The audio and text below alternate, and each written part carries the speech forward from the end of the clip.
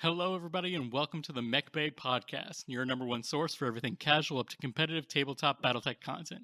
Today, me and Dustin talk about how we made a mission, played it, and our thoughts on the game and the post battle report for it. So, starting out, we've got a little bit of Battletech news. This just in, Wave 2 is incoming. That's right. Catalyst sent out a email, and all the shipping containers have left China. So I don't know how long it takes those to get across the ocean, but they're coming. They'll be here one day soon. So, if you're just now hearing this, make sure your address is updated. Unless you're planning on getting your Wave 2 boxes from either Ares Miniatures or Fortress Games and Miniatures, do that now. Also, MechWarrior 5 has released on, I think, just about every gaming platform. I know a lot of people were waiting for it to leave Epic Game Store. They also released Piranha Games also released a free update for the game, and you can come play it with me. We're going to be doing a social night this week on the MechBay Podcast Discord. Yeah. So if I read correctly, that comes with the Heroes of the Innersphere pack. So you've got actually like infantry and everyone else in the game. Yeah, I haven't seen the infantry in the game yet. I'm not sure why, but who knows? Yeah, it's a $20 DLC. I think the standard game is selling for $30 most places. And pro tip: only one player needs the Heroes of the Innersphere DLC to play if they host it. So not your buddies don't all have to buy the DLC to play the DLC, I guess. All right, give it to me honest, Dustin. Do you enjoy MechWarrior 5 more than MechWarrior Online? I do now. I had a lot of fun playing MechWarrior Online back in the day. I just don't have the time to dedicate to online games right now. I kind of have to be able to. I got the kids. I got to be able to stand up and leave most of what I'm doing. And online games, you don't want to ditch your friends like that. So No, I fully understand. yeah, MechWarrior 5, I'm having a good time with this expansion. The game's kind of a puddle. It's not very deep, so you play through it once, you collect all the mechs, give it a year or two, and then you can play. Got to catch them all with the mechs again. It's an arcade game. Yeah, I mean, that's a good way to look at it. If I have read all the forums correctly, mods are not working for the Steam release right now, and that's kind of upsetting the people that waited and then are now buying it. Yeah, I'm sure the modders will, be on top of that, getting everything fixed up, so you can play your real-time strategy BattleTech on MechWarrior 5. I mean, that's what I'm waiting for. I mean, I hate to say it, but I am waiting for turning the newest MechWarrior game into the newest quote unquote Mech Commander game. That's right. Live the dreams you want to live. Through mods, all things are possible. Don't let your dreams be dreams, people. That's right. I've heard rumors that the Ill Clan sourcebook is slated for June, I want to say. Don't quote me on that, but I'm pretty hyped on Ill Clan. Josh, how about you? How are you feeling about Ill Clan sourcebooks? I am keeping myself tempered until I see more in the pipeline. Like, I want to see more of the Ilklon era fleshed out before I fully delve into it. Like, I'm ready. I did my Dark Age stuff. I did my End of the Republic games, and I'm just wanting to make sure that there's enough in the Ilklon era that there enough to like support me as a gamer. Yeah, yep. I think this is, the first part of that, but we'll find out hopefully soon. All right, so let's get some hobby progress in for the last 2 weeks. So today's hobby progress is brought to you by Ares Games and Miniatures. Remember to get your hobby on at aresgamesandminis.com. Dustin, what have you been up to? I know you've been busy these last couple of weeks. Yeah, I've been mostly busy. As far as hobby stuff goes, I haven't been super busy. I painted up my albatross that I ended up not using because it is not pre-invasion. I'm pretty sure On the Origins of Battle Mechs called you out on that one. Yeah, I had definitely made a big goof and made a list with, I think it was all Helm stuff, but it was all post-invasion. And I definitely said we were going to do like between 3039, 3050, like pre-invasion, post-Helm core game. And then he was like, bro, none of that stuff is, legal for your list. And I was like, crap, I got to make a new list. But anyways, I painted that albatross up, and I also put a little work in on my Clan Wolf Alpha Galaxy. That's all on my Kickstarter mechs. Whoa. I mean, I saw the albatross. I saw it. It looked great. Our Thank you. new Battletech friend saw that and thought it looked great, but I have not heard about this Alpha Galaxy. Yep, it's just, I had to put paint on the Alpha Galaxy, or sorry, on my Clan Wolf stuff, and I guess I'm doing Alpha Galaxy, Beta Galaxy, and Gamma Galaxy. I'm just, just a Clan Wolf boy. The full clan. Yeah, Is that the full Karinsky or? definitely. Yeah, how about you? What have you been up to hobby-wise? Well, if you're on our Discord, you saw me take everything that I got in Wave 1 finally outside and put a nice big coat of black primer onto it. And that was it for my painting. You'll hear later that we actually got a game of Battletech in, but I'll save that for in the next couple minutes. But I did deep dive into wanting a World War II historical naval fleet just for the fun of it. Like, it was one of those things that I'd always wanted as a kid. And now, with you having a 3D printer, me having time and money, the two of those things made a wonderful child that I like to call plastic miniatures that make myself happy. Yeah, I'm pretty excited to see that you paint those up, or at least the two test prints we got. And it's all your fault. Now I've been like listening to World War II naval engagement videos on YouTube at work, so it's all your fault.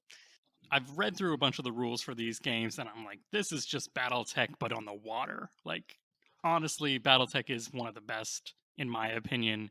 Like, logical follow through. Like, what do you think would happen? And then that happens after you roll dice. And a lot of the World War II games that I'm seeing do that, and it kind of just fills that gap of, well, I want something that's in the past, not in the future, and using previous technology. Like, everyone loves their mech, and their mech has like a personality. And to me, World War II ships have that same kind of aesthetic. The only thing right now is I'm debating on which scale to print them up as. Do I want them like to the mech scale, or do I want them as like teeny tiny so I can put them all on like the palm of my hand and essentially paint them up and use them for like a diorama? But you also came to my house and you delivered something that we've been talking about for the last couple of weeks, and that's the 3D terrain for the Mech Bay podcast itself. Yeah, I got my old 3D printer, brushed the dust off. It kind of went cold over the pandemic because I was frankly using it exclusively to print BattleTech terrain. So when I quit playing BattleTech, I quit printing. Whoa, we didn't quit playing Battletech. We just took a hiatus for mental health. That's true. That's true. And now we're back, baby. We are back. I mean, masks are off in some places. We're still waiting for the game stores around us locally to let us go back into the play areas, but we will be back in force. We will be bringing people back into the game. We've already gotten 2 people during quarantine into Battletech, which I think is actually pretty impressive. And Yeah. as I'm speaking this, I found the dice that I was looking for because they were next to my microphone. That's where they were on the. That is where they were. I right knew behind you the whole time. They were right in front of me, right next to the thing that I do most Battletech of. Am I looking? Do they have my Comstar dice? Yes, they have my super, super curved, very warped Comstar dice because I was waiting to use these, and I was like, I spent like almost a full hour looking for my Comstar dice. I was like, these will be the first times that Comstar dice will be used in Battletech. It's been a year since I got them. No, I could not find them. Where were they? I kept them in a like Crown Royal bag. This is actually from my class ring from high school bag. Like, that's how long I've had this, and it's transported it, and it went from desk to desk. It never like went anywhere in any boxes. It was too precious, and I completely did not know where I put it. Excellent. So, anything else for hobby progress this week? That's it for me. All righty. So, the name of the game for this week is Back to the Table. So, yeah, getting the game in. Yeah. So we actually were able to meet. All of our schedules aligned. The gods on Mountain Olympus just said, you two may play a game without mask at someone's house with 4 mechs on an afternoon without interruptions, and it was beautiful. And it was incredible. The birds were chirping, but we were inside, so we didn't hear them. But I bet they were out there. You heard my dog whining, but that's about it. I put the pressure on you to write a mission and that we would play it out. So, Dustin, please describe the mission that you wrote for us to play this beautiful Memorial Day weekend. So the basics were that there were three objectives. One was placed in the center of the map, and the two other hexes or the two other objectives were placed mostly in the center of the map, in between the players, but left to right they could be placed wherever the players decided, and each player gets to place one objective. I kind of placed one off to the right, and you surprised me by dropping the third objective kind of in tight with the other two. We ended up playing on effectively one map sheet. Uh, you score 1 point when your mech is on the objective from turns 1 through 3. After turn 3, we randomly remove one objective, and then the objectives are worth 2 points per turn. Scoring is done at the end of the turn after heat. The game was 12 turns long. In the lists we use, although I want this mission to be somewhat list agnostic, what we decided to use, because this is our first game back to the tabletop, and gosh, a year and a half, was 4 mechs, 5,000 BV2, no force withdrawal, because we didn't have the brain power for that for this first game back to the table. Yeah.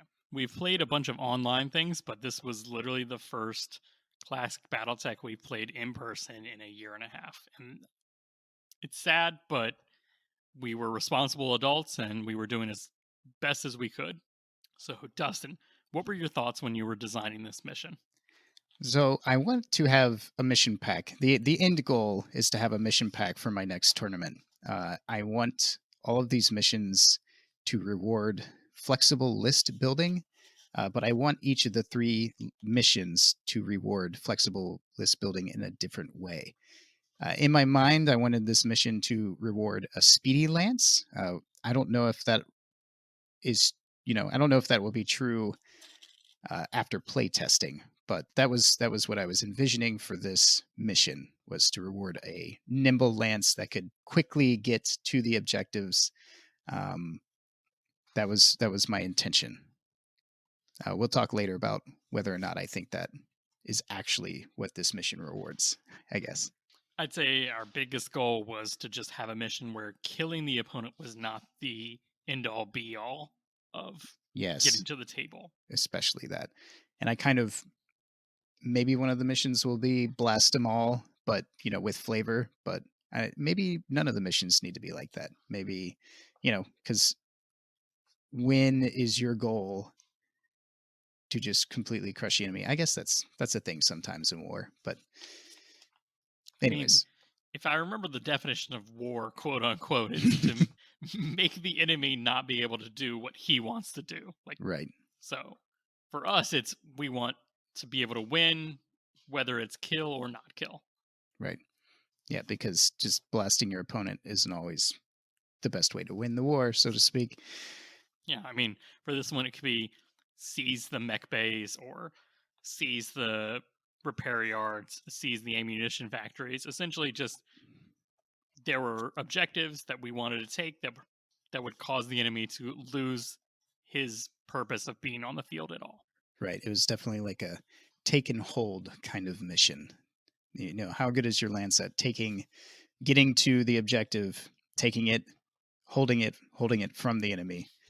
Just to reiterate, this was like a post Hell Memory Core pre-invasion kind of game. So we were limited into mechs that were produced before the clan invasion. So Dustin, what did you put for your mech lance? So I brought a Victor 9K, which is kind of just a Victor, but now with Gauss instead of the AC-20. I bought a Grasshopper 5J, which has an ER large laser and two medium pulse lasers. I think they kind of had to drop two of those pulse lasers to squeeze everything in. It also has a Streak 2 instead of the LRM5 and an anti-missile system that I don't think I ended up being able to use because you did not shoot missiles at it. I had a Centurion 9D, which is just the better, faster, upgraded version of the Centurion. It's got the medium lasers facing forwards and rearwards. It's got that LB-10X and the LRM5, but now with Artemis. uh, and it's faster. It's a shoot. Was it a 6.9? I think it's a 6.9. But what at cost, or but at what cost? Kind of. It has a XL engine, which for inner sphere XL engines, that makes your mech actually kind of squishy. I brought a Hermes 3S. He's still fast. He's still got medium lasers, and he's still got no armor. I think this one squeezes in a mask. I'm not super familiar with the original or intro tech Hermes, but this one has mask. No, I think that's a good list. I think you hit the nail on the head with things that you want for any objective based game, which is you got long range shooting, you got close range shooting, and you got something fast to react to things that your opponent is doing that you can't really handle from range. Yep. So How about your Lanch? What did you bring? So I decided on essentially going with the theme of returning to manufacturer specs. So mechs with manufacturer specs. And that is the Nice. Champion 01, the Lancelot 01, the Crab 27, and the Mongoose 66. So And how are those chassis different than their Secession Wars inferiors? so the Champion is using the LB10X and an SRM6 with Artemis 4 and Indo Steel. The Lancelot has the XL engine, so it can and Indo Steel, so it's got more armor and more heat sinks.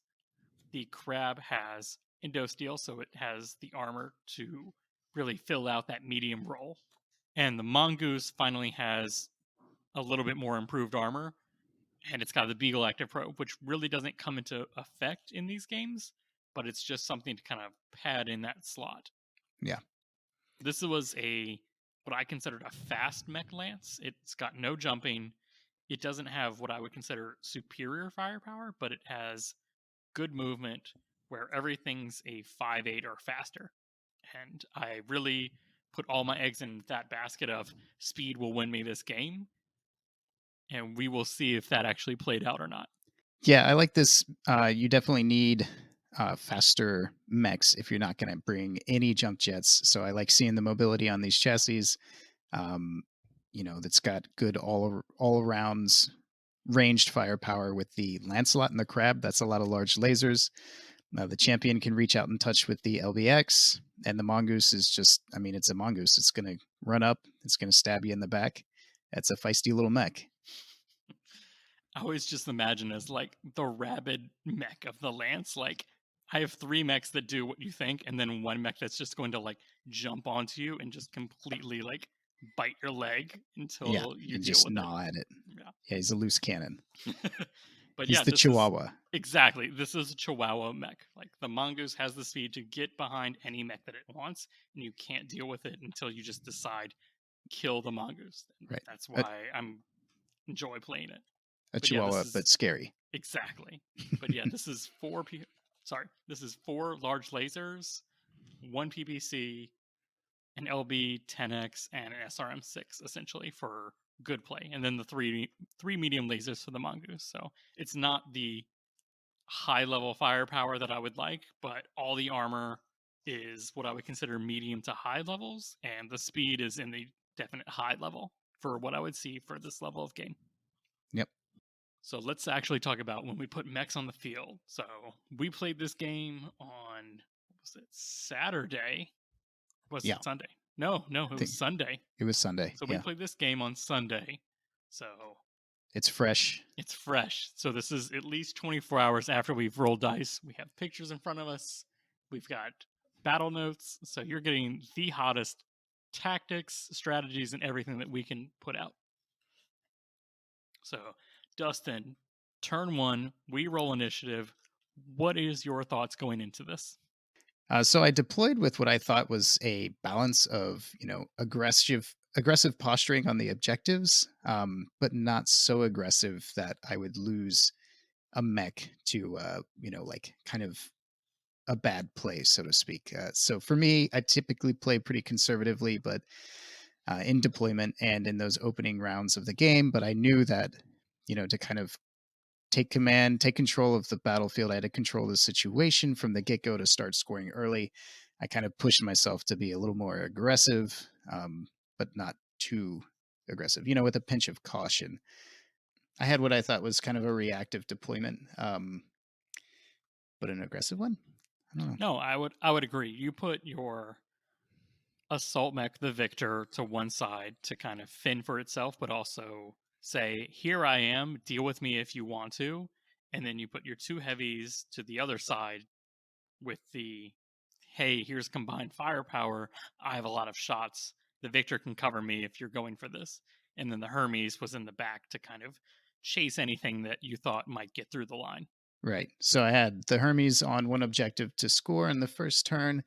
And then, yeah, I definitely have like my heavier assets in the backfield, but ready to get into the scrum ASAP because you had kind of secured two objectives with your heavier assets on that first turn. What were you thinking on deployment? So my first thought was spread out the armor. So I see the victor go down early, and I'm thinking to myself, that's a lot of firepower and a lot of armor that I don't want to deal with. So I put my medium, my light mech on that side because if they're going to go down, they're not going to be like completely crippled out of the gate rather than like my two heavy mechs, my champion and my Lancelot. If they take a Gauss round or anything else from the victor, they're really going to put me on the back foot because anything else from any of your other mechs will punish me. So I'm putting those two heavy mechs against your two heavy mechs, and I'm putting my medium and my light against your assault. I'm really trying to leverage not as much my tonnage, but just my mechs to stay around longer. Yeah, you don't want to lose a mech this early in the round because you still want to make those objectives. Exactly. Like your assault mech might hurt my Karab, it might hurt my Mongoose. I doubt it could kill one in one turn. Two heavy mechs, that's more on the possible side. It could completely cripple the Crab, completely cripple the Mongoose. I don't want to put that on the table. So those two lighter mechs go against your heavy. I should say your assault mech heavier, and my two heavies go against your heavies to kind of balance the field. All right, you want to move into turn two? Yeah. So after turn one, we've got my Lancelot on the middle objective, my champion on the far right objective, and your Hermes has raced onto your far left objective. Tell me what is kind of going through your head during this. What tactics are you trying to employ? Yeah, so going into turn two, I saw that you had those, your heavier assets on the one flank, and I kind of start to shift my Victor into some cover, but he's going to make his way over to reinforce that side.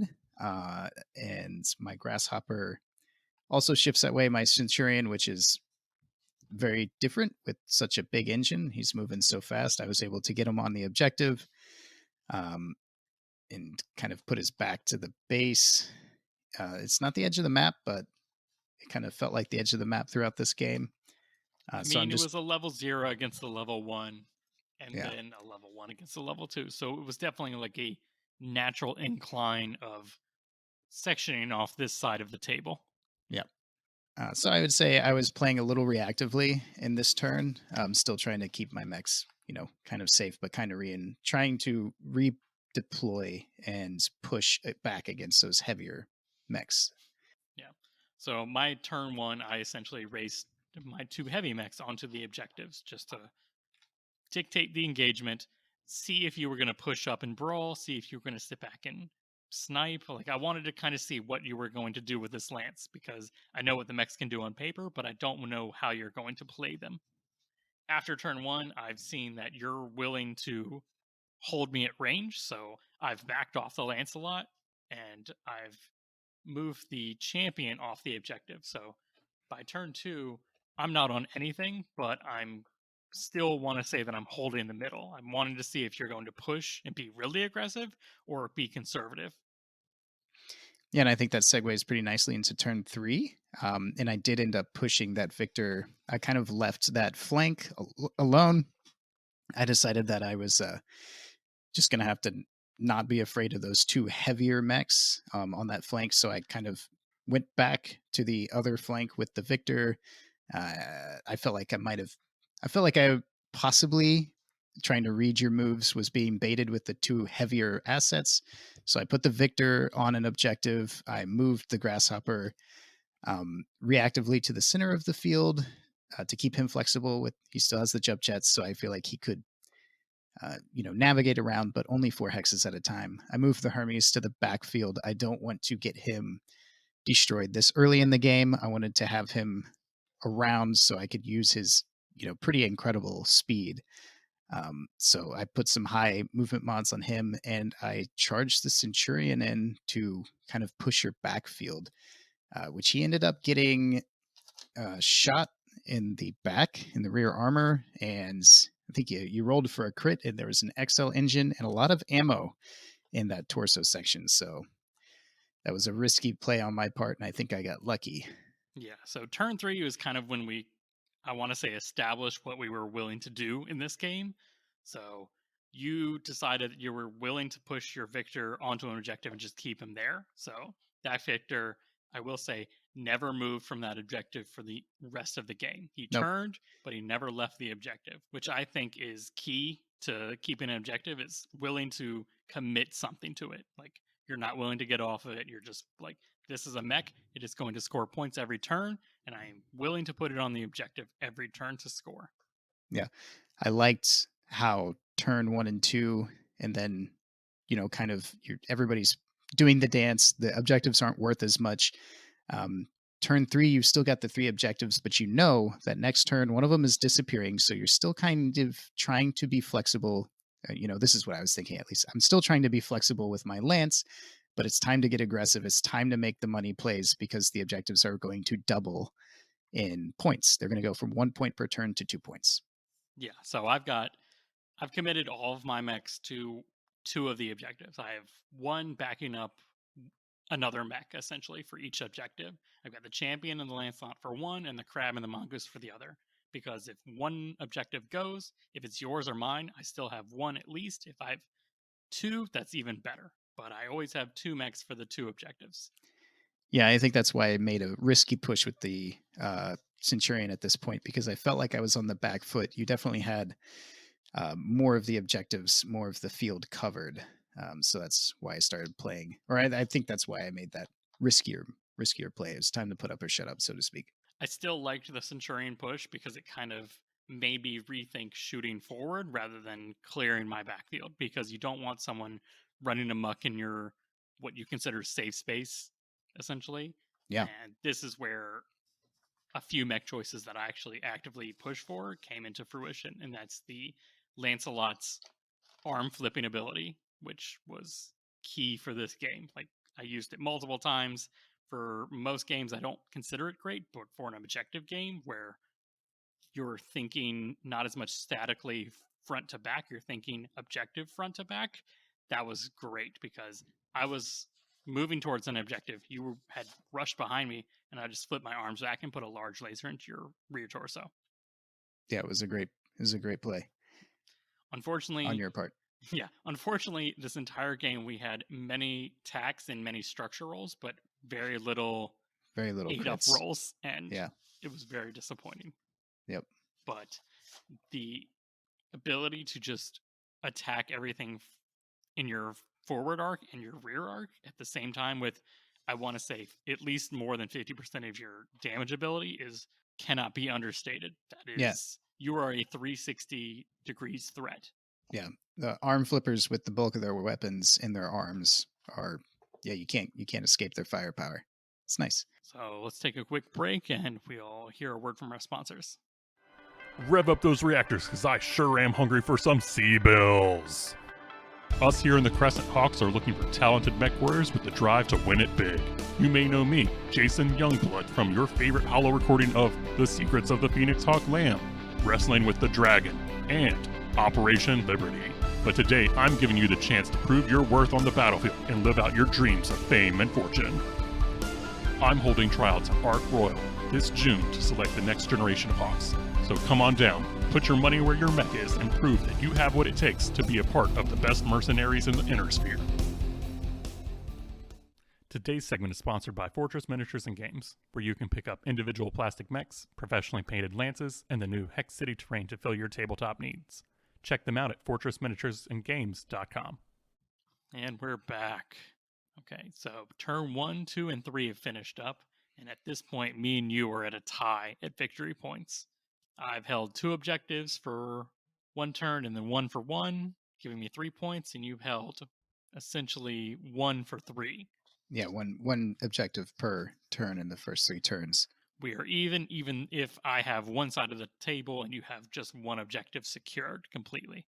So going into turn 4, this is when one objective goes away. So Yeah, we roll randomly, and the midfield objective is the one that disappears. So now there's an objective on each side of what is effectively the area of engagement, which is only half the map, but the objectives are about, 13 hexes apart? yeah, I think that's exactly how much we measured. So yeah, how did the removal of the middle objective change your game plan? I definitely wanted one of the 2 far objectives to go away because that would dictate a closer engagement where I could just move all of my fast mechs to kind of start circling around the 2 objectives.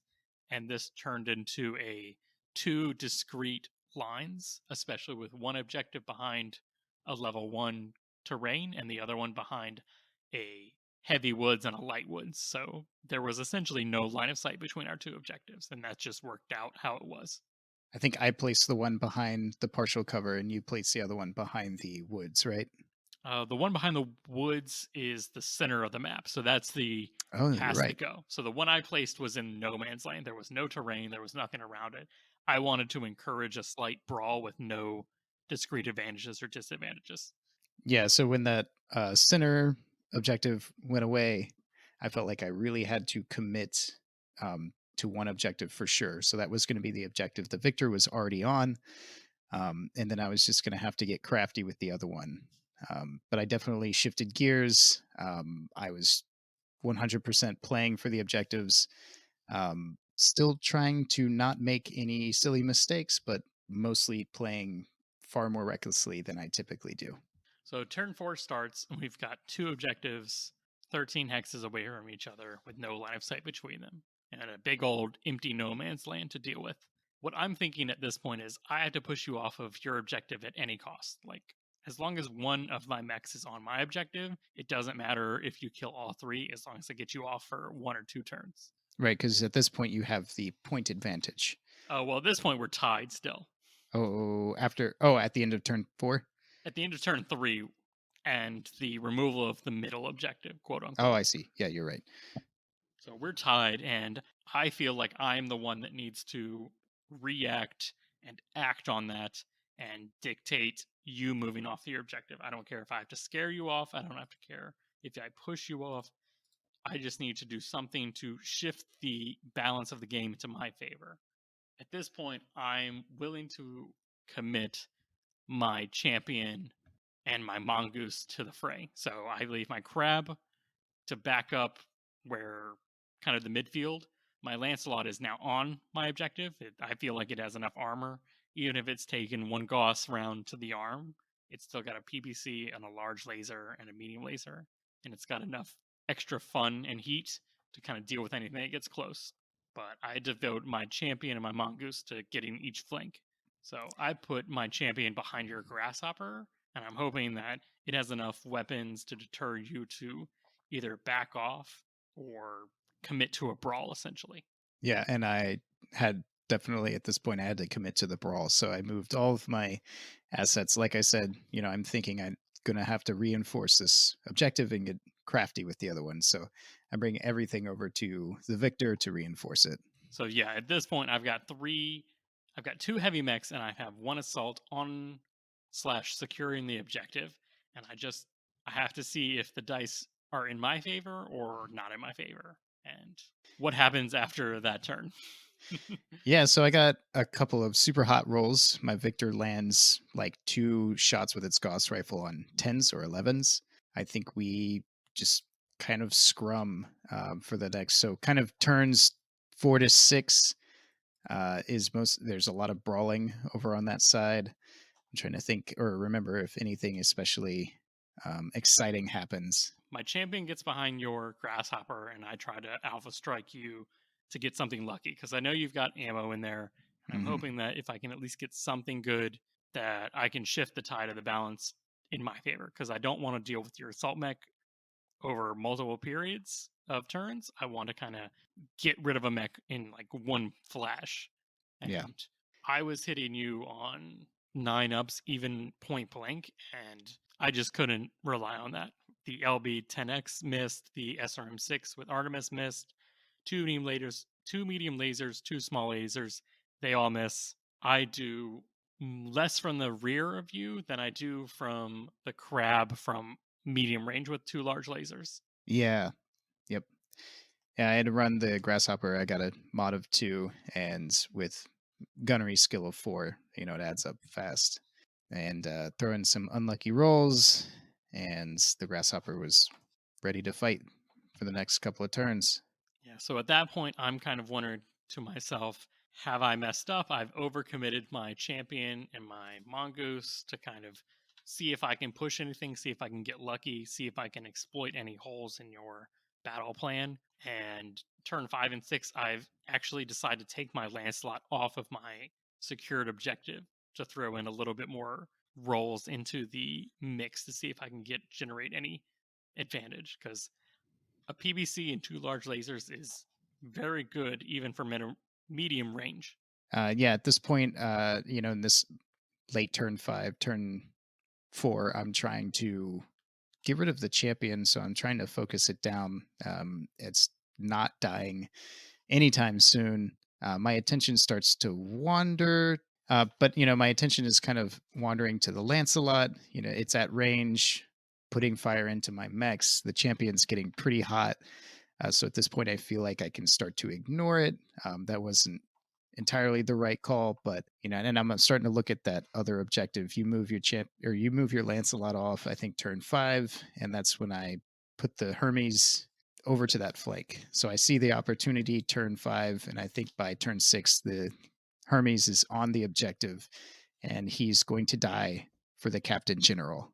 At this point, turn 6, I moved the Hermes over there, and I fully expected him to die after one turn. So he had his mod that turn, but your crab was on top of him.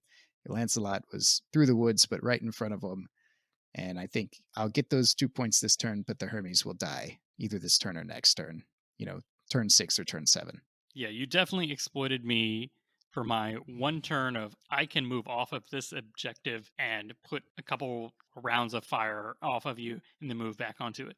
You saw that and you decided, no, I'm going to move my light mech as fast as I physically can onto that objective and just hold it. I don't care if I die. I don't care if he shoots me. It's worth it to just, because I'm not just buying this turn, I'm buying the next turn, because he can't move Exactly. there if he doesn't kill me this turn. Right. Yeah, the champion does not die. The champion doesn't really do as much damage as we all thought it would do.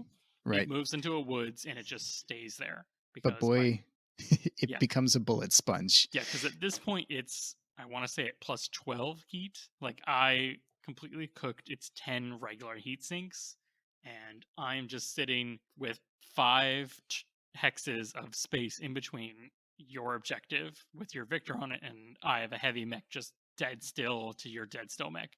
But I've got +2 to my movement, I've got +2 to my shooting. Essentially, that mech will never get to move again unless I just give up a turn of shooting. Yep. And the mongoose is on the other side, hoping that you will commit something into it and I will punch you on the back. But we've essentially got this nice like triangle thing between our objectives. You have both of them at this point. And as we will see, leaving my objective, even for the gamble, will prove that I lost that gamble. It is extremely difficult to move a mech off of a hex, Especially when you forget about charges and pushes. especially when you forget about charging and pushes, which we both Yeah, forgot we in both our totally forgot. in our eagerness to play. Because if there's one thing that would have changed the outcome of this, it's charging. Because there were many 1 or 0x moves of getting point blank and just not being able to do anything. Yeah, the mechs become dead weights on the objectives because mechs always last longer than we think they're going to, unless you get lucky, and there's just no way to get the mech off unless you push your charge, which we totally forgot about. So in that light, I feel like that was the right play, and I'd kind of secured both of the objectives. And having a 4-point swing is pretty devastating, I think. I mean, maybe I'm wrong, but what do you think?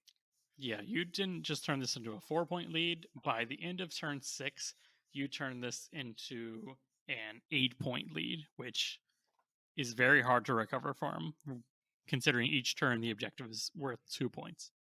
So yeah, you want to start talking about the last part of the meat of the game, turns like 7 through 9. Yeah, so we consider this over the crest.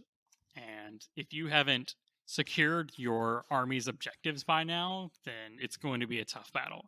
And I gave up my army's objective for the hope that I could deploy pressure on you, draw you either in, draw you off, do something to make you react in a way that you didn't want to, but you held firm. You did not move. You reacted to my champion and Mongoose running over, and you just held firm on the objective. So you were playing PTFO, play the objective, Yeah, I was which I playing the think is objective. exactly, which I think is great. So you saw through my ruse and you just punished me for it. So turns 7 through 9, I feel like you have the lead and you have a light mech that is fast enough to exploit your 2 objective advantage, essentially. So if I lose the initiative, then you will move off the objective and I can't get onto it to score. Like, you don't need to score. And for 2 of these turns, you actually get off of it and then get immediately back onto it. Yeah, I had a super sneaky or lucky situation where I had lost the initiative, but I got to move first, which means I got to move my Hermes. I think this may have happened around turn 5, um, but I'm remembering it now. I had to move my Hermes back onto that objective. So first mech to move that turn, you know, I had moved him onto the objective, off of the objective the previous turn, and I got him right back on there, so he could have a modifier, which was pretty clutch. And I could only do it because I lost initiative for whatever turn that was. But he was speedy, he was flexible, and he was hard to hit. I mean, I thought my Lancelot, what was it, like 4 hexes off of the objective could arm flip and get a light mech, but just you getting onto the objective, generating a high enough modifier was difficult enough for me to shoot you. So even with no armor, that modifier really came in. So a light mech really, Yep, I think you really lived landed. out its bonus here. Yeah, I think you landed like a large laser, which was devastating for the Hermes, but devastating, losing your arm is not that bad when you're just trying to die for the captain, the captain general. Yeah, this was definitely a mechs don't matter, objectives do. And a light mech, while some might say it might not have the offensive or defensive firepower, it definitely had the still armor points to sit on an objective and rack up points to win the game. Hmm. And turn 7, 8, and 9, you were only on that objective one of those turns, but you prevented me from getting onto it for 2 of them, Right. which is immensely critical. You did manage to put down the Hermes eventually. I think towards turn 9 or something like that. My Victor, that whole scrum that was happening over on the other flank, where I was using the Grasshopper and the Centurion as best I could to screen for that Victor. The Victor, it's got 18 points of armor on its arms. And luckily for me, all the damage was going to the left arm and the legs of my Victor. That Gauss rifle in the right arm was basically untouched. Yeah, I don't think throughout the whole game that I touched the Gauss arm, which was very disappointed to me because that's a primary weapon that you want to knock out early. And I've got the record sheet right here in front of me, and you got internal on my left arm. You removed the left leg from the mech later in the game, but the right arm, literally no hits on the right arm. The right torso untouched. So I definitely got lucky in that regard too. I've definitely had games with my Victors, because I love my Victors, where within the first 2-3 turns that primary weapon's gone, and it can go both ways, and this time it went my way. You definitely held it in. You realized that an assault mech not moving but holding the objective and racking up the goal of the mission was more important than getting any kills, because he got a few Gauss hits in and he got a few laser hits, but other than that, he really was just sitting on the objective. Yep. It was just babysitting that objective, racking up the points. So, turn 10, 11, and 12, kind of the the sunset of the game. So by this point, you finally put my champion down after an engine hit, a head hit, a leg damage. I've passed 3 PSRs in one turn, still haven't died, and the next turn you finished me off just by getting through all of my CT armor and then my CTS structure.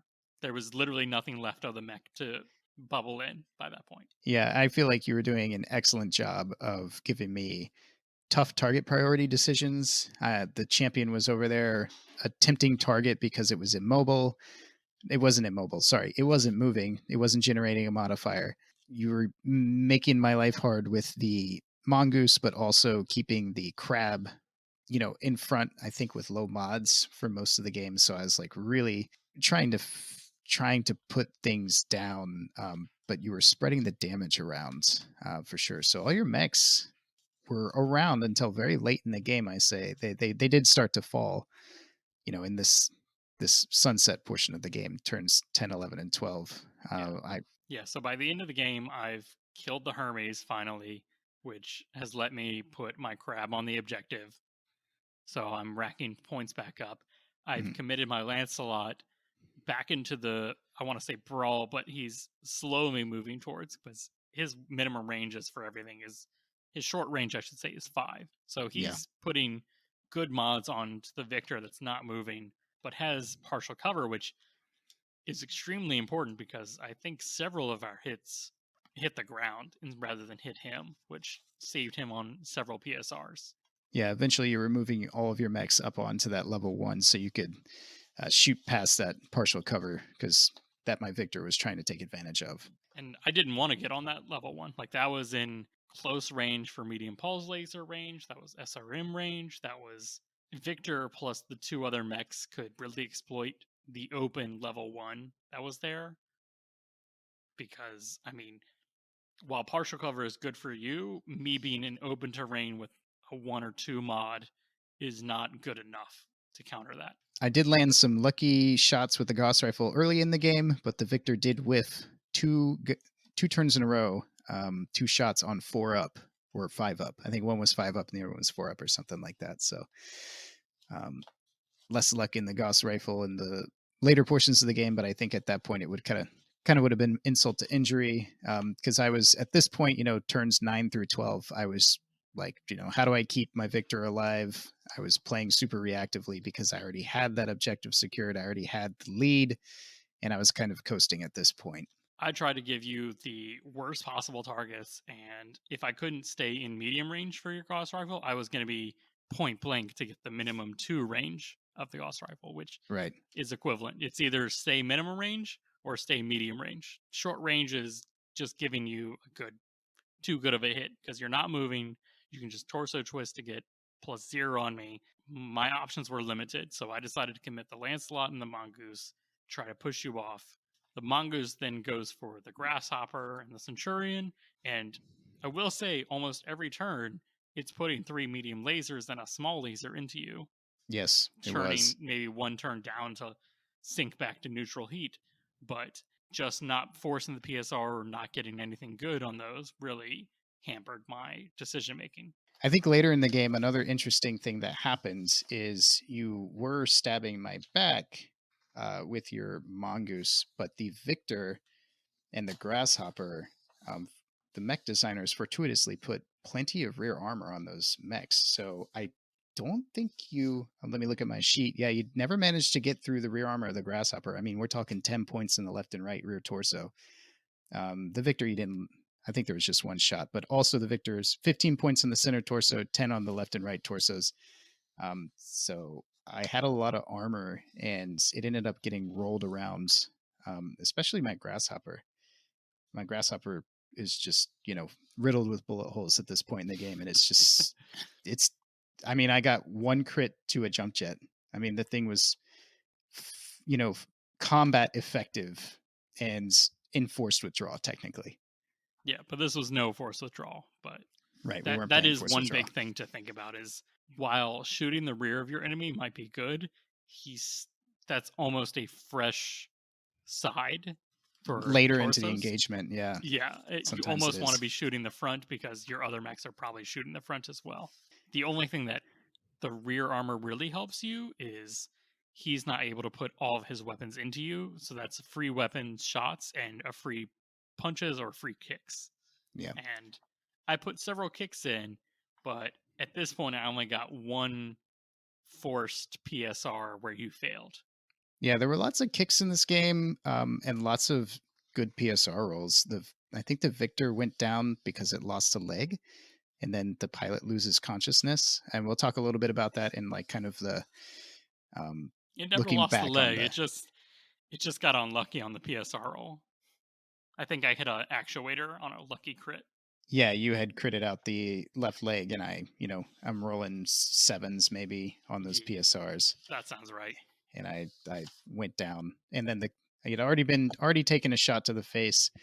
I fail my 5-up consciousness check. I failed the seatbelt check, I think, Yeah, you and then roll failed the snake consciousness eyes check.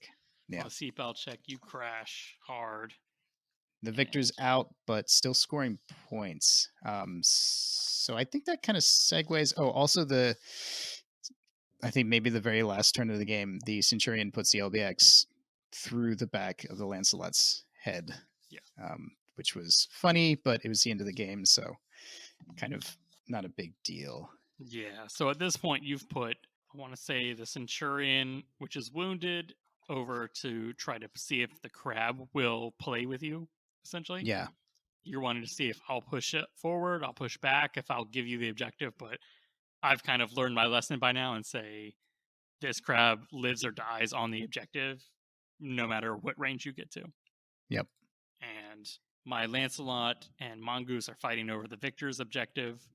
My Mongoose goes to try to run interference and pays heavily for that. I think you took out a leg, an arm, both side torsos. It just got lit up as a light mech should when it's trying to point blank a regular mech without generating more than a +1 mod. right. But the victor goes down, he's unconscious, and the Lancelot is the best part was Kicking, shooting.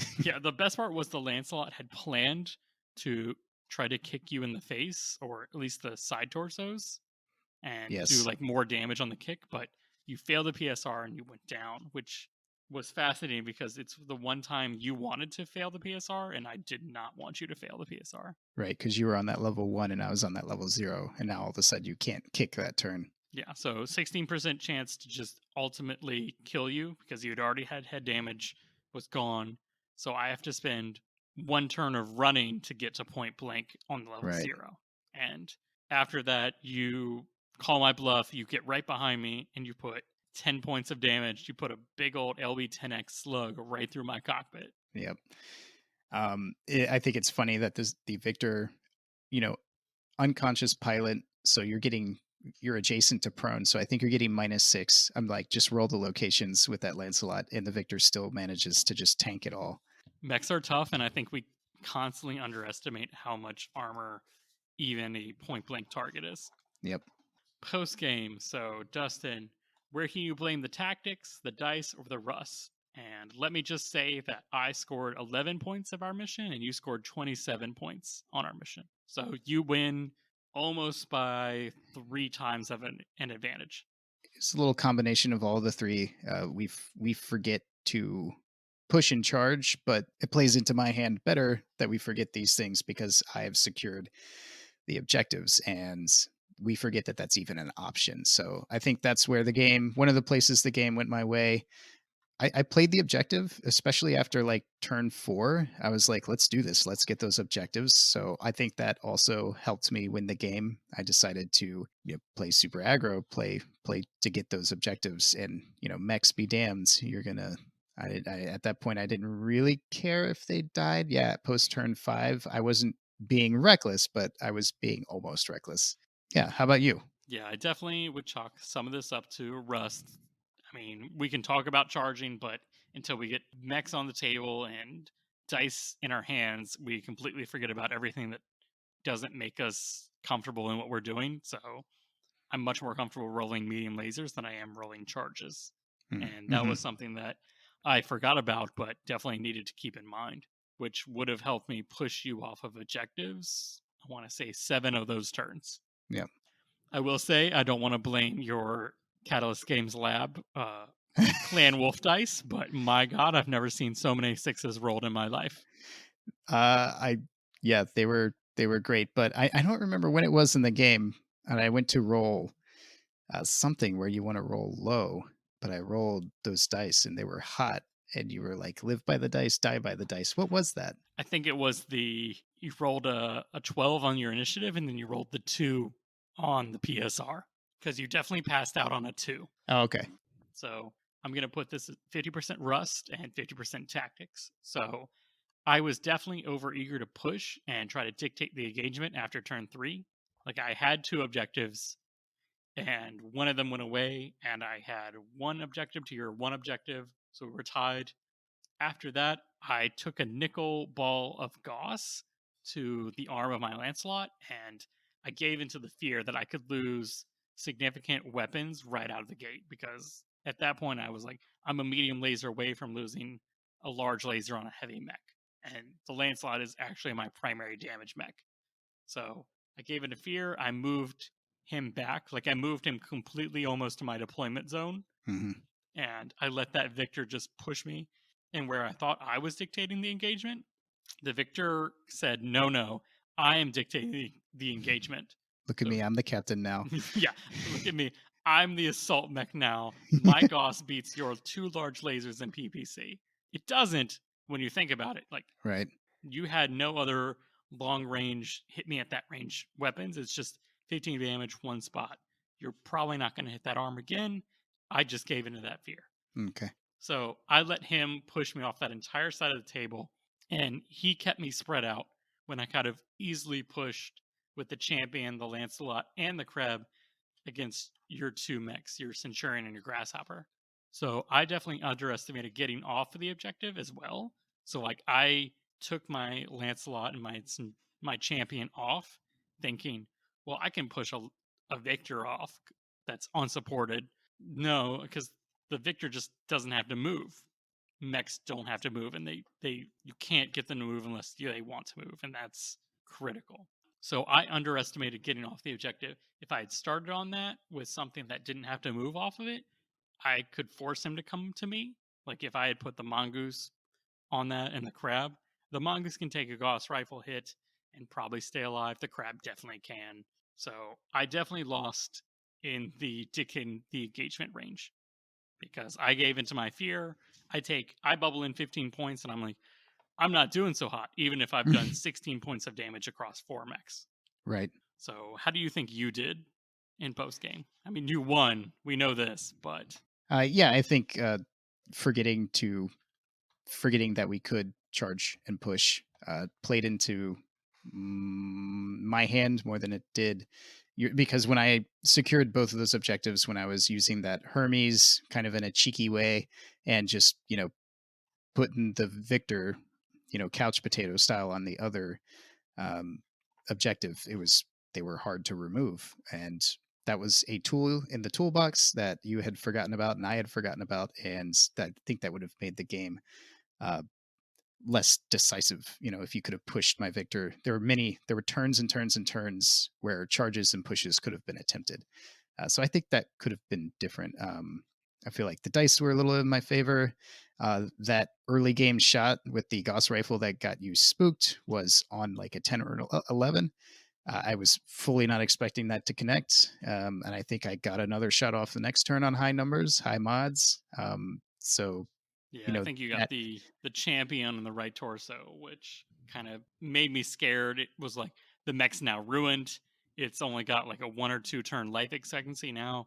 In actuality, it had several turns left. yeah, I think that thing was around to like turn 7 or 8 Yeah. easy. So yeah, I think that played into me winning the game. And then I played hard on the objective. I played, like I said, aggressively with a pinch of caution. I didn't want to make huge mistakes, but I took a lot of back shots. I had to give up a lot of positioning because I was just trying to reinforce that Victor. And it's difficult to get mods when one mech is stationary and you're just trying to screen for that mech. But it was worth it, and that played out for me in the end. It turned out that it was worth it to take that fire. Yeah, just not care. Don't worry. You're on the objective. It takes some more turns than you think to push an assault mech off. Because I think we can both agree I won the positioning. Like my speedy mechs definitely. I Yeah, shot they at were your very rear. flexible. Yeah, I shot at your rear more times than you shot at my rear over the entire Absolutely. course of the game. Yeah. It could have been a very different game, if the Centurion had gone down in that shot but there's all kind of roles that could have made the game go differently. So, Yeah, there was no um, edge on this game. There was no re-rolls. It was straight what rolls equals what happens. yep. So who would you say was my MVP? See, that's difficult because I want to say you're Victor just for psychological purposes Hmm. because it held the objective and it never moved. Like you literally moved it for 2 turns and it never moved the rest of the game. It only got 6, maybe 7 turns of Goss off out of 12 turns, so more than 50%, but it wasn't like clipping heads off, it wasn't taking limbs off. It was just like, here's random 15 damage, deal with it. Here's an arm. It's like, okay, cool. I've got multiple other limbs to deal with. Hmm.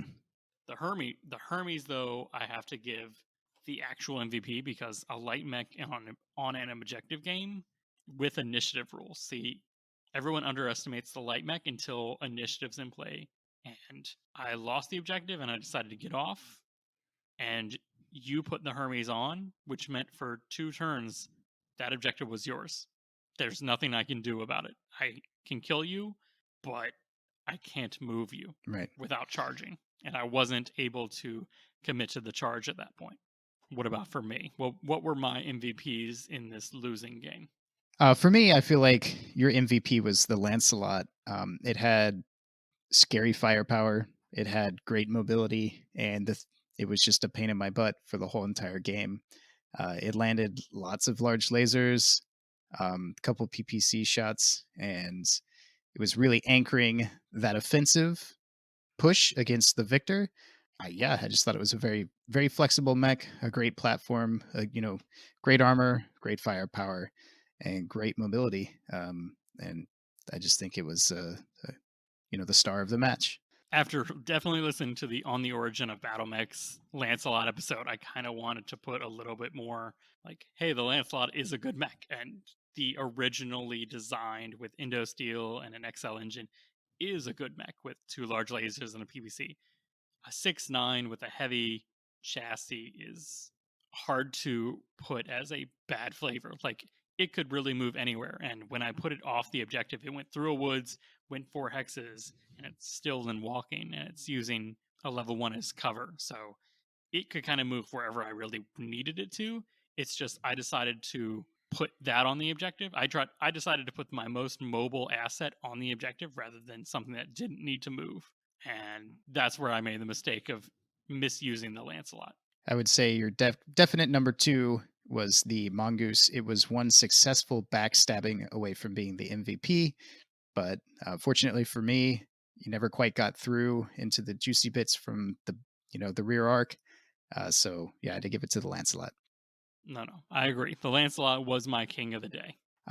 Thoughts on the mission looking back? So we're going to release this mission pack. We would love, I won't speak for Josh, but I would definitely love you guys to play test it. I'm definitely going to be making a couple of adjustments to the mission going forward. We talked about, I think we touched on how it felt kind of feels bad, right? An unconscious mech just flopping around on the ground, flopping a little bit or just being unconscious. I was scoring points with that Victor that was combat ineffective. So I think I'll switch that to the mech needs to be standing and conscious on the objective to actually score points. You can still deny your opponent those points by having an immobile mech on that objective, but at least you're not getting twice as much, right? Here's a mech on the objective. He's unconscious. He's no longer a mech. He's essentially a bunker. And I just have to drill through this bunker. It's hard getting through a Victor worth of armor. Yeah. I definitely liked having 12 turns. You can count it with 2d6. I felt like 12 turns was a great number of turns. It took us a while to get through this game, but there was a little bit of distraction during the day. We were socializing a little bit. We hadn't seen each other in a while. A friend stopped by, but I think in a tournament setting, this definitely could get wrapped up in an hour and a half. And I think I'll be doing 12 turn limits. I'll have that in mind for the next 2 missions we write up for the mission or for the tournament pack. I really enjoyed that length of game. Yeah, 12 turns. I had one mech at, I want to say, 66% combat effectiveness, and you had a Victor that had just woken back up but was still on the ground. You had a Centurion that was at 33%. Like, I had structure on 3 or more places, and a Oh, the Grasshopper in the Centurion same. was about to go. The Yeah, Grasshopper was about to go. The Victor was legged. So yeah, it was good. A forced withdrawal, I used that as a crutch in my first tournament because I needed to speed the games up. I think having the objectives, it's possible that we won't need, or I won't need forced withdrawal going forward, which was nice because then you didn't have to think about it. What do you think about that? yeah. It was actually nice to not have to worry about forced withdrawal. I could play with the mech, and as long as it was effective, I could use it. As long as the pilot was awake and I had ammo in the guns, it was still doing headshots. I mean, um, but yeah, I mean, forced withdrawal wasn't necessary with a determined combat length. It was nice to know I can generate X heat. If I generate 1 heat a turn and I'm okay with getting to 12 heat, I don't have to worry about forced withdrawal. Like, that was kind of nice. I could play BattleTech as it was, quote, meant to be. Mhm. Another thing that I would like to hear back, or I'd like feedback on, is the lack of any edge roll. Any edge points. So in my first tournament, you had edge. You could force a reroll, pretty much any reroll, to kind of get rid of that lucky headshot or that golden BB on the opening turn. Um, I, I kind of forgot to put it in, frankly, but I wonder if that was the right choice. So I'm going to leave it out and get back to me I and thought it tell me. was I thought it was nice that you could just play without having to worry, like, oh man, if he burns his edge on this turn, then he won't have it. Like, no, I'm literally just playing BattleTech. If It's you Battle hit Mech that, Manual to the exactly. tournament, right? If I Yeah. hit your head, then and do enough damage, then you're dead. If you collapse and you pass out, you're dead. Like, it was nice just to play straight up, no homebrew, no added in stuff. Like, this is just mech on mech combat with objectives. Yep. So for this week's Lance and Review, we asked the Discord server to write your favorite list with your favorite new upgrades from the Helm Memory Core. So not necessarily with this mission in mind, because I don't think you all would have known, but just a If you did, general. you're psychics, and we need to send you back to Terra for questioning. So for this week's Lance and Review, we took a list from the Mech Bay Podcast Discord server, and our random friend Jake was the lucky mech warrior. His list for a post-Helm Core Lance is the Hatamoto He 727U. This chassis is rocking 4 medium pulse lasers and 2 PPCs, a Panther 9R, which is our intro tech buddy, the Dragon 5N, which is basically a dragon, but now with UAC 5, and the Victor 9B, which is the best Victor, the intro tech Victor, with a AC20 SRM4 and 2 medium lasers. So what do you like about this lance, Josh? So I definitely like that there's a distinct theme, like Hatamoto He, a panther and a dragon, and a random assault mech is the most Draconis Combine lance I can think of. Yeah, I mean, you could spot it from orbit. Like, yep, the DCMS is here. The DCMS is here, and they're ready to play. But I definitely like that this has the mechs and the weapons to play to the range, but also to brawl. Like, this is the ultimate Draconis, all-purpose, drop it on a planet. It can do whatever you need without like too much overhead command. Yeah, this Hatamoto 27U, a chassis I hadn't seen before. I really like it because initially you think it's undersynced, it's really hot, but really you're either running it at long range or you're brawling with those 4 medium pulse lasers. Uh, and it's got the armor and, to back all of that up. So what a great chassis. I'll be taking a look at that one in the future. The Lance having 3 PPCs just says, don't try to come at me at range. I'll hit you with 30 points of damage and punish you for every hex that you try to walk. Yeah, and that UAC 5 at range is, nothing to sneeze at. And then you have that Victor. You have that very mobile. You have that AC-20 with jump jets and support weapons. For that close-in punch to really, really lay it down and brawl it with. This lance has got it all. It's flexible. It has mobility. It has armor, and it has firepower. I like it a lot. Great job, Jake. Yeah, no, this really is I can hit you at short, I can hit you at medium, and I can hit you at long. Don't even know if I have any critiques. And 4,997 BV. Like, nice. Right on the money. No room to spare. I will say my only thoughts on this is any line of sight, breaking terrain, or anything, and this lance crumbles.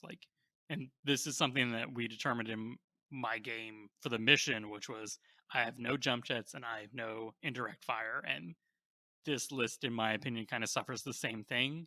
There's a little bit of mobility for that, like the Panther and everything, and the Victor, but not as much as I would want for an all-rounder list like this is kind of set up to be. What are your thoughts?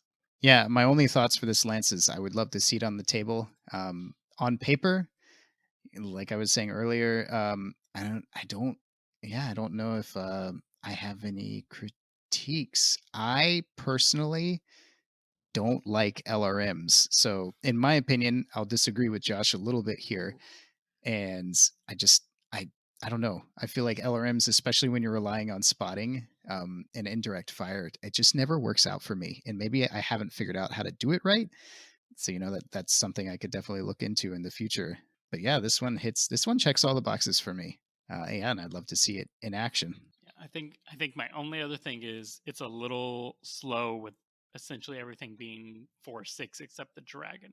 Like the dragon is your fastest thing, which is fine. That's normally a dragon's job. It's kind of be the tip of the spear for the emperor. Oh yeah, you know what? I would have to agree. I didn't realize that these were, yeah, it's all 4-6. I'm I either want to have like a 3-5 assault and a bunch of flexibility, or maybe 2 4-6s, and I really like to have jump jets on those 4-6-4, or 4-6, which you do with the Panther and the Victor. And the Hatamoto, could get bogged down a little bit. And the Dragon 5-8 is good, but it's not super fast. There's no 6-9 in here, or or faster, because you've given up that light mech slot for the Panther, which is an assault mech's support. Yeah, the Panther's not like the light mech in what we think a light mech is, which is a fast moving scout or a fast moving backstabber or something to like get good spotting. The Panther's kind of I sit with the heavy mechs and the assault mechs and just kind of support them. Like it's almost just BV added onto them. Yeah. I mean, it's still a great list. I can't argue with that. It's just a little slow for my taste, and I feel like it suffers the same problems that my list that I just took for our game suffered from, which was lack of all direct fire. Yeah, lack of indirect fire and lack of jumping, which if you are setting this lance for a game that's not critical, that's fine. It's just one of those things that you have to look out for. Like this will definitely outsnipe you on most pre-invasion post-helm memory core, unless you have ER large lasers or ER PPCs, which there's not too many mechs for. But the LRMs will definitely hit your PPC mechs at the same time that they're hitting you. So, still a good list. Still one that I would definitely take on an average day. Thanks for everybody else that sent us a list this week. So I'm going to give everyone next episode's call to action, which is to send us your favorite pre-invasion custom mech. That's right. I want to see what weird, wild, and weapon-filled death machines you like to roll around in that don't exist in the lore. So send us the mech sheet, the mech lab text, or whatever lets us know what we were up against at a glance. And just to spice it up a little bit, throw in a bit of flavor so we know what was going through your brain when you made this. It can be straight up technical readout style, in-universe description, or just why you made this mech to kill that one guy's all-large pulse laser mech. We'll pick our favorite one, and we'll talk about it on the next show. There's no BV limit or tonnage limit, just try to limit yourself to technology that would have been around before the clans. If you liked today's episode and you want to hear more of us, you can find us on Facebook at the Mech Bay Podcast. You can also, if you have any questions, you can also reach us at the mechbaypodcast@gmail.com. And if you want to talk with us on a mech to mech basis, you can reach us on our Discord, where you can find our invite to that on our Facebook page.